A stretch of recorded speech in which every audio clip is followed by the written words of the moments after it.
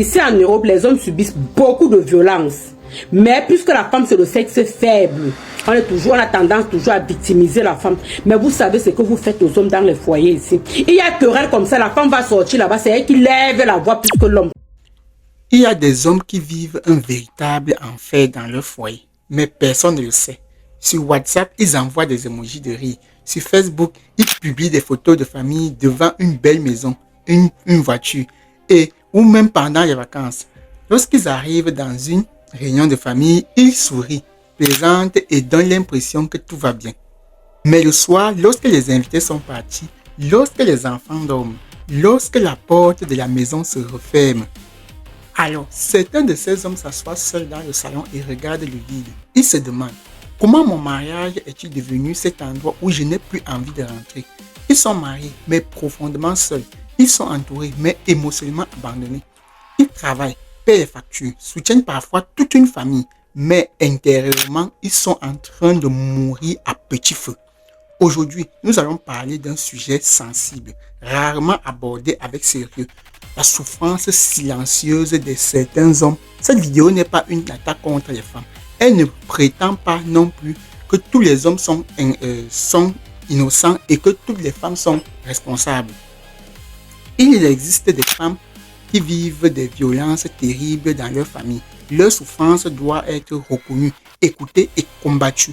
Mais aujourd'hui, nous allons regarder une autre réalité, celle des hommes qui souffrent dans leur foyer, mais qui pensent qu'ils n'ont pas le droit de le dire.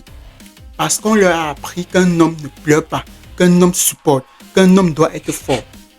Mais parfois, derrière cette prétendue force, il y a simplement un être humain qui est en train de se briser. Bonjour à toi, si tu me découvres, je m'appelle Rossel Yendi, penseur, éducateur et observateur de cette société. Sur cette chaîne, nous abordons des réalités que beaucoup de personnes vivent, mais que peu de personnes ont le courage de nommer. Aujourd'hui, à travers plusieurs histoires que j'ai observées, nous allons essayer de comprendre comment certains hommes deviennent invisibles dans leur propre foyer, comment l'humiliation, la comparaison et le mépris peuvent les détruire, pourquoi certaines situations deviennent encore plus difficiles à l'étranger et surtout, comment sortir de cette guerre silencieuse. Installe-toi bien confortablement, prends un jus et écoute cette vidéo jusqu'à la fin parce que tu vas peut-être reconnaître ton histoire ou celle d'un homme qui sourit beaucoup mais qui souffre énormément.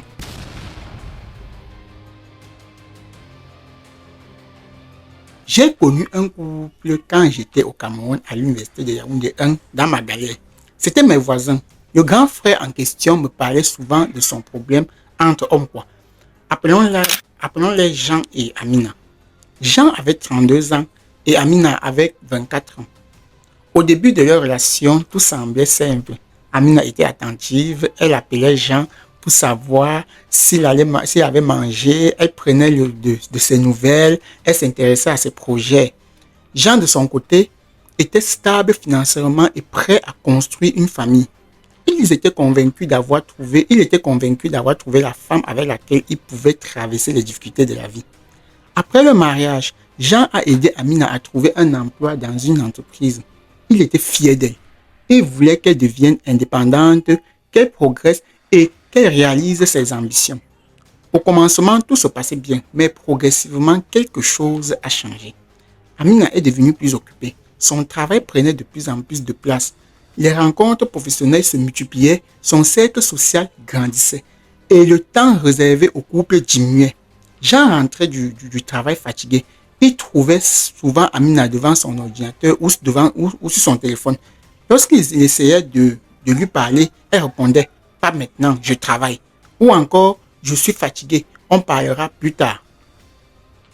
Mais ce plus tard n'arrivait presque jamais. Puis les comparaisons ont commencé. Regarde le mari de ma collègue, il lui a acheté une voiture. Le mari de ma cousine, le mari de ma cousine l'amène en voyage. Pourquoi les autres hommes réussissent mieux que toi? Au début, Jean essayait de se justifier. Ensuite, il a redoublé d'efforts. Il a organisé des sorties. Il a acheté des cadeaux. Il a même tenté de recréer la complicité du début. Mais plus il cherchait à être vu, plus il avait l'impression de devenir invisible. Un soir, Jean est rentré avec une bonne nouvelle professionnelle. Il voulait l'annoncer à sa femme. Mais avant même qu'il commence à parler, Amina lui a dit, je n'ai vraiment pas la tête à tes histoires aujourd'hui. Ce soir-là, quelque chose s'est éteint en lui. Il n'a pas crié, il n'a pas cassé la porte, il n'a pas quitté la maison. Il a tout simplement répondu, d'accord. Et à partir de ce jour-là, Jean a commencé à rentrer plus tard. Non pas parce qu'il avait forcément une autre femme, mais parce qu'il ne se sentait plus attendu chez lui. Voici ce que beaucoup ne comprennent pas.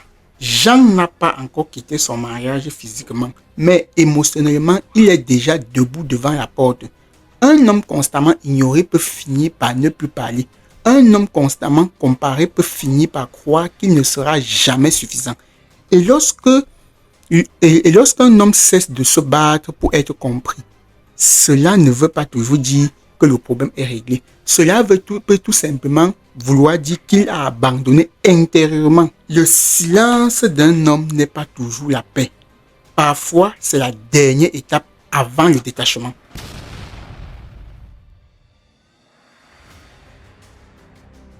Vous connaissez peut-être l'histoire d'un homme trahi par sa femme.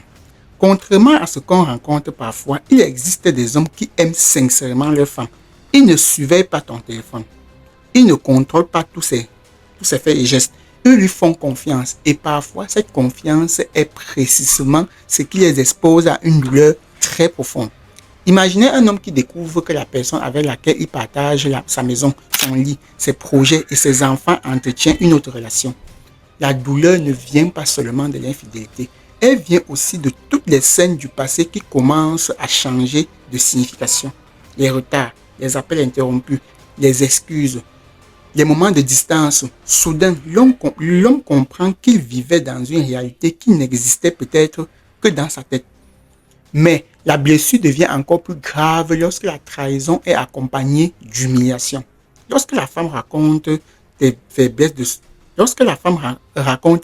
de son mari à ses amis, lorsqu'elle se moque de lui devant sa famille, lorsqu'elle utilise ses échecs comme sujet de conversation, lorsqu'elle lui dit « tu n'es pas un homme », ces mots peuvent sembler ordinaires lorsqu'ils sont prononcés sous le coup de la colère.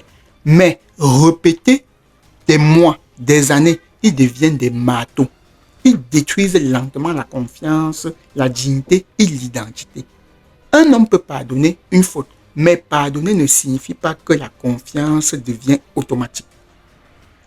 La confiance peut revenir, mais elle exige du temps, de la transparence, de la responsabilité et de véritables changements. Il faut également comprendre une chose. Le respect est vital dans un couple. On ne négocie pas avec le respect là où ça devrait être naturel. L'amour sans respect devient rapidement une prison émotionnelle et cela est valable dans les deux sens. Un homme ne doit pas humilier sa femme. Une femme ne doit pas humilier son mari. Parce qu'une relation dans laquelle chacun cherche à diminuer l'autre n'est plus un foyer. C'est un champ de bataille avec des rideaux et un canapé.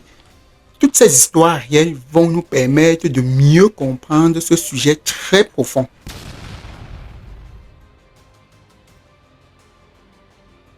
Oh, les papas souffrent. Papa, faut payer, papa, paye. Papa, ça, c'est fini, faut payer. Papa, on doit payer ceci. Papa, faut payer ça pour moi. Papa, faut payer. Papa, payer. Toute la journée, c'est payer. On paye seulement, ça finit pas. Ça veut dire, tu payes jusqu'à toi-même, là, tu as le vertige. Tu veux déployer ta vie pour fuir. Non, on peut payer toute la vie, on paye seulement. Papa, faut payer ça pour moi, faut payer ça. Quand c'est pas les enfants, c'est-à-dire, la maman même là, c'est elle-même, la chef même du gang. Et à côté d'elle, il y a ses assistants braqueurs qui sont ses enfants. Personne ne te laisse de répit. Faut payer, papa paye. Papa, ça là est fini, faut payer ça. Faut payer. On paye seulement. Tu te demandes, mais quand est-ce qu'on va finir de payer? Très profond. Mais on dit comme ça, il y a de ces histoires ici d'ailleurs. Il y a aussi des hommes utilisés comme des portefeuilles. Celui qu'on a progressivement transformé en portefeuille avec des jambes. Les factures arrivent, on l'appelle. Il faut payer la scolarité, on l'appelle. Il faut financer un projet, on l'appelle. Il faut soutenir la belle famille, on l'appelle. Mais lorsqu'il veut de l'écoute, de l'affection ou simplement un peu de reconnaissance, le réseau devient soudainement indisponible. Mesdames, vous faites parfois cela. Bien sûr, toutes les femmes ne fonctionnent pas ainsi, mais dans certaines relations, l'homme n'est apprécié que pour ce qu'il apporte financièrement. La femme devient très douce lorsqu'elle a besoin d'un financement. Elle devient attentionnée avant le lancement d'un projet. Elle redevient affectueuse au moment où une dépense importante doit être prise en charge. Puis, lorsque l'objectif est atteint, l'attitude change. L'homme finit par se demander, est-ce qu'elle m'aime réellement ou est-ce qu'elle aime ce que je peux payer? Le problème n'est pas qu'un homme contribue financièrement à son foyer. C'est une responsabilité normale lorsque cela correspond à l'organisation du couple. Le problème commence lorsque sa valeur humaine est réduite à sa capacité de produire de l'argent. Un homme utilisé peut progressivement fermer son cœur. Il devient froid, méfiant, calculateur. Même lorsqu'il rencontrera plus tard une personne sincère, il pourra avoir du mal à croire qu'on l'aime sans arrière-pensée. Parce que certaines blessures ne détruisent pas uniquement la relation actuelle. Elles contaminent également les relations futures. Lorsqu'on utilise longtemps une personne, il ne faut pas être surpris lorsqu'elle finit par ne plus rien donner, même émotionnellement. Maintenant, attaquons le cas des maris brisés à l'étranger. Ce cas est le plus fréquent et j'ai moi-même expérimenté cela avec des frères, sœurs et amis au Canada et ailleurs. J'avais un grand frère comme ça qui avait rencontré sa copine à l'université. Ils partageaient des plats à la cafétéria. Ils se prêtaient des photocopies. Ils rêvaient ensemble. Un jour, on va voyager. On va réussir. On va construire une grande maison pour nos parents. On va revenir au pays en business class. Leur amour était sincère. Mais ils parlaient rarement du véritable projet de couple. Ils ne se demandaient pas comment allons-nous gérer l'argent, comment allons-nous repartir les responsabilités, ou que se passera-t-il si la femme gagne plus que l'homme, que se passera-t-il si l'un s'intègre plus rapidement que l'autre, quelle place donnerons-nous aux familles restées au pays, comment allons-nous gérer les différentes cultures et les lois du pays d'accueil. Ils sont partis à l'étranger avec beaucoup de sentiments, mais très peu d'outils. On va les appeler Samuel et Clarisse. Samuel pas le premier. Pendant plusieurs années, il travaille dans des conditions difficiles. Il accepte des emplois qu'il n'aurait jamais imaginé exercer. Il envoie de l'argent au pays. Il économise pour les démarches administratives. Dans sa tête, il construit un rêve. Lorsque ma femme arrivera, tous mes sacrifices auront enfin un sens. De son côté, Clarisse imagine également sa nouvelle vie. Elle voit les belles photos publiées sur les réseaux sociaux. Elle imagine des grandes routes, des magasins, des maisons, des possibilités. Elle pense, mon mari est déjà installé. Lorsque j'arriverai, la vie commencera réellement. Mais lorsqu'elle arrive, elle découvre une autre réalité. Le froid, la fatigue, le coût de la vie, les horaires difficiles, les dettes, la solitude et parfois un mari déjà épuisé moralement par plusieurs années de sacrifices. Samuel, lui, s'attendait à retrouver la femme qu'il avait laissée. Mais Clarisse découvre une nouvelle société, de nouveaux droits, de nouvelles possibilités et une nouvelle vision de la vie. Le problème n'est pas qu'elle évolue. Évoluer est normal. Le problème apparaît lorsque le couple évolue dans deux directions opposées sans jamais s'asseoir pour reconstruire une vision commune. Samuel dit, après tout ce que j'ai fait pour toi, tu dois m'écouter. Clarisse répond, je ne suis pas venu ici pour devenir ta prisonnière. Et progressivement, l'amour devient une comptabilité. Chacun ressort ses sacrifices. Chacun présente ses factures émotionnelles. Chacun doit prouver qu'il a fait plus que l'autre. À ce moment-là, il ne cherche plus à résoudre le problème. Il cherche à gagner le procès du mariage. Nous pouvons aussi citer une situation inverse. Une femme vit déjà en Europe ou au Canada ou aux États-Unis. Elle travaille dur.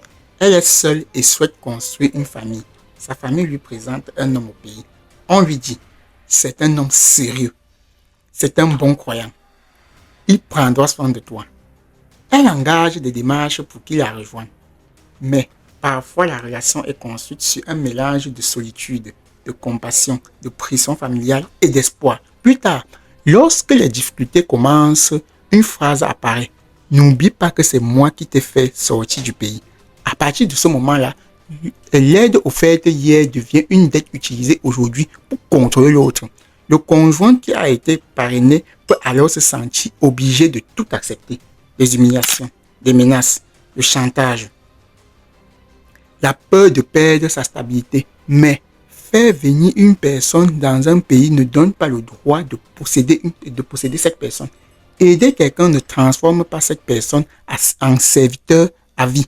Un couple sain ne passe pas son temps à rappeler « sans moi, tu ne serais rien ». Un couple sain se demande plutôt « maintenant que nous sommes ici, comment pouvons-nous progresser ensemble ?» Il existe des tonnes d'histoires différentes qui caractérisent ce phénomène, mais l'issue demeure la même.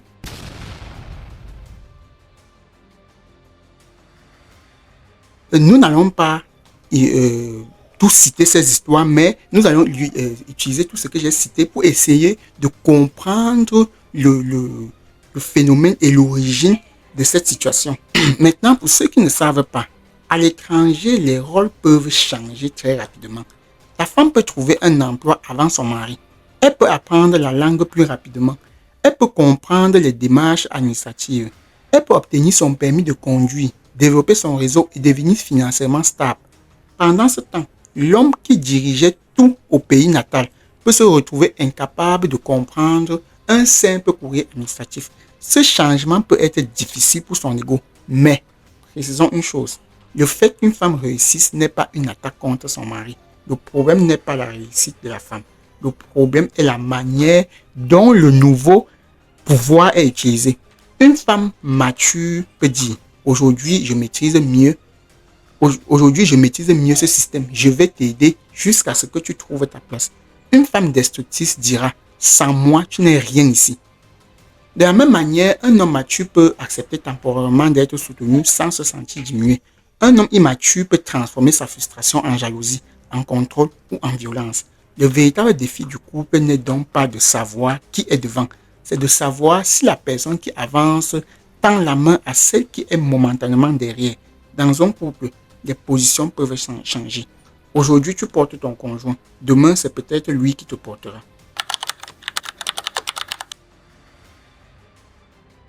Et voici encore une autre situation qui dérange beaucoup. La dépendance administrative. La dépendance administrative et financière peut créer un rapport de force très dangereux.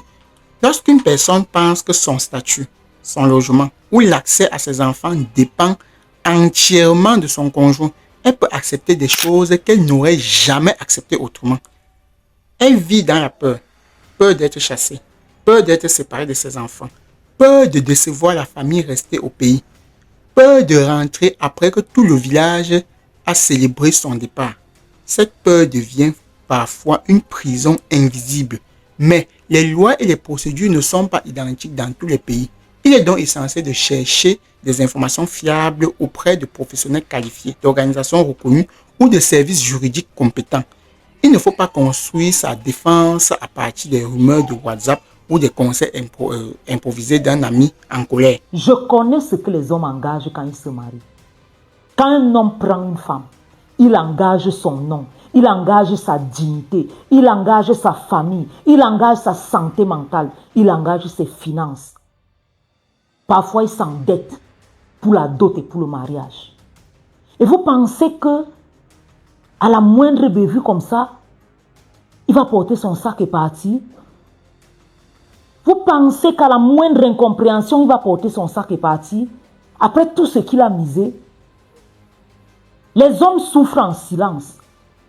On reconnaît la souffrance de la femme parce que les femmes s'expriment. Les hommes savent prendre sur eux. Donc, demander à un homme de quitter le mariage quand ça ne va pas, c'est un peu trop facile. Qu'un homme engage tout ça et il quitte le mariage. Parfois, les femmes partent quand les hommes sont encore en train de payer les dettes. Elles portent le sac et partent. Vous pensez qu'un homme peut s'engager à faire tout ça quand il n'aime pas la femme? Qui veut dépenser autant d'argent et puis se retrouver seul le lendemain?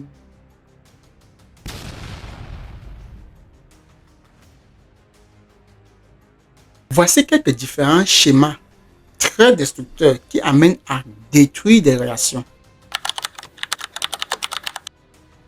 Certaines femmes ne commencent par Certaines femmes ne commencent pas leur mariage avec l'intention de détruire leur mari. Elles arrivent parfois avec leurs propres blessures, une enfance difficile, un père violent, un ancien partenaire qui les a humiliés, ou même un mari qui les a trompés, négligés ou profondément déçus. Lorsqu'elles découvrent enfin une certaine autonomie financière et sociale, elles se promettent: plus jamais un homme ne me fera souffrir. Cette décision peut être saine lorsqu'elle signifie: je vais poser les limites et me protéger. Mais elle devient destructrice lorsqu'elle signifie: je vais faire souffrir avant qu'on ne me fasse souffrir. La défense devient alors une attaque permanente. Des mots deviennent des armes. Chaque erreur du mari est utilisée pour l'humilier. Chaque faiblesse est exposée. Chaque dispute devient l'occasion de lui rappeler qu'il dépend d'elle. Il faut pourtant comprendre ceci. Une personne blessée peut devenir blessante, mais sa blessure n'excuse pas la destruction de l'autre. Il y a également des femmes qui portent énormément de responsabilités. 2 emplois, les enfants, les démarches administratives, les tâches domestiques, la pression de la famille restée au pays. Pendant ce temps, le mari cherche encore sa place ou traverse une longue période de chômage. Au début, elle encourage. Puis les mois passent, la fatigue s'accumule et l'encouragement se transforme en mépris. Tu ne sais à rien. Je suis mariée, mais je vis comme une veuve. Regarde les autres hommes. Ces phrases ne motivent pas. Elles condamnent. Il est possible de demander davantage d'efforts à son conjoint sans détruire sa dignité. On peut dire: je suis épuisé et j'ai besoin que tu prennes davantage de responsabilités. Cela n'a pas le même effet que tu es inutile. L'un décrit un problème à résoudre, l'autre définit la personne comme étant elle-même le problème.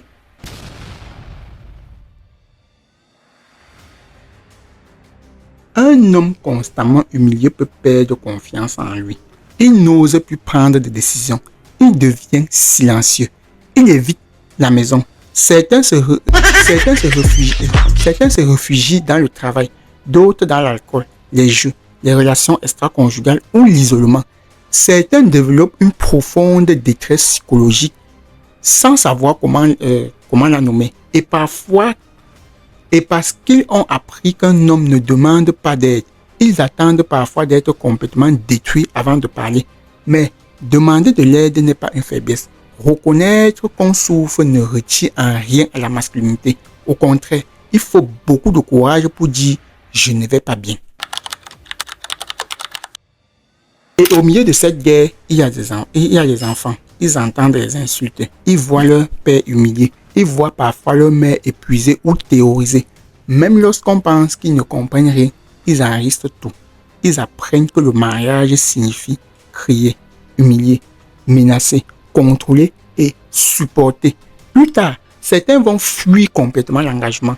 D'autres vont reproduire les mêmes comportements. Une fille peut apprendre qu'aimer signifie rabaisser. Un garçon peut apprendre qu'être un homme signifie tout supporter en silence ou répondre par la violence. Et le cycle recommence. À l'homme qui se reconnaît dans cette vidéo, écoute-moi attentivement. Je ne suis pas un expert. Je donne juste mes avis. Premièrement, reconnais ta souffrance. Tu n'as pas besoin de prétendre que tout va bien pour protéger ton image. Deuxièmement, parle à une personne compétente, un psychologue, un conseiller conjugal, un responsable religieux mature, une association sérieuse, un professionnel du droit lorsque la situation l'exige. Évite des personnes qui vont seulement alimenter ta colère. Celui qui te dit immédiatement: montre-lui que tu es un homme, peut-être te pousser vers un acte qui détruira définitivement ta vie. Troisièmement, informe-toi sur tes droits et tes responsabilités dans le pays où tu vis. Quatrièmement, ne réponds jamais à la violence psychologique, à la violence physique. Lorsque tu sens que tu vas perdre le contrôle, éloigne-toi de la situation et cherche de l'aide. Enfin, regarde aussi honnêtement ta propre part de responsabilité. Peut-être as-tu menti, peut-être as-tu trompé, peut-être as-tu négligé ton foyer. L'humiliation que tu subis n'est pas justifiée, mais ta reconstruction exige également que tu affrontes tes propres fautes. À la femme qui réalise qu'elle est en train de briser son mari, pose-toi cette question. Est-ce que je veux réellement qu'il change ou est-ce que je veux simplement le voir souffrir? Si ton conjoint est violent ou dangereux, protège-toi et protège tes enfants. Cherchez de l'aide et utilisez des ressources prévues pour ta sécurité. J'ai déjà conçu une vidéo sur la violence conjugale sur les femmes que vous pouvez regarder quelque part ici. Voilà. Donc, mais lorsque le problème vient surtout de la fatigue, de la frustration, du manque de communication ou d'enseigne dessus, il peut encore exister un chemin vers la réconciliation, vers la reconstruction. Tu peux poser des limites sans humilier. Tu peux devenir autonome sans écraser. Tu peux reprendre le contrôle de ta vie sans transformer ton mariage en tribunal permanent. Respecter ton mari ne signifie pas accepter l'injustice, mais détruire sa dignité ne guérira pas tes propres blessures.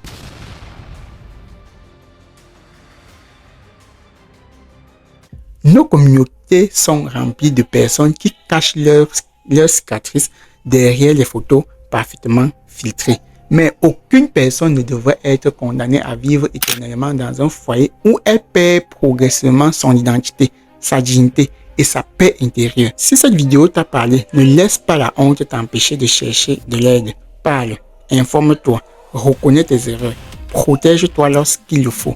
Et surtout, ne laisse pas la haine te transformer en la version de toi-même que tu détestes.